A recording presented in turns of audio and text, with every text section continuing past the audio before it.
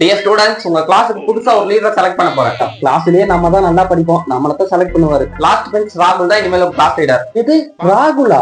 ராகுல் இங்க இருந்து வாப்பா. சார், இத்தனை பேர் இருக்கப்ப என்ன கிளாஸ் லீடரா செலக்ட் பண்ணிருக்கீங்க? உங்க நம்பிக்கையை நான் காப்பாத்துறேன் சார். சரிப்பா, கிளாஸ கொஞ்ச நேரம் அமைதியா பாத்துக்க, நான் சாப்பிடுற வரைக்கும் போயிட்டு வந்துடுறேன். சார் ஓகே சார், நீங்க போயிட்டு வாங்க, நான் பாத்துக்கிறேன் சார்.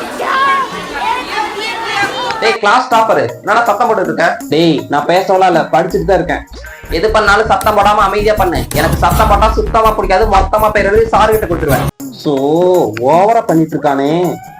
என்னப்பா ராகுல், கிளாஸ்ல யாராச்சும் பேசிட்டு இருந்தாங்களா? அதெல்லாம் யாரும் பேசல சார். நான் இருக்கப்ப யார் சார் பேசுவா?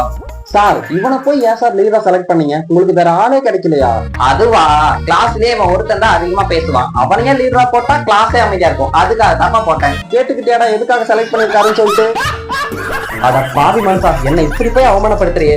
பரவாயில்ல, என்னதான் இருந்தாலும் நான் தானே கிளாஸ் லீடரு. எங்கிட்ட எல்லாம் கொஞ்சம் பார்த்து சூதானமா நடந்துக்க.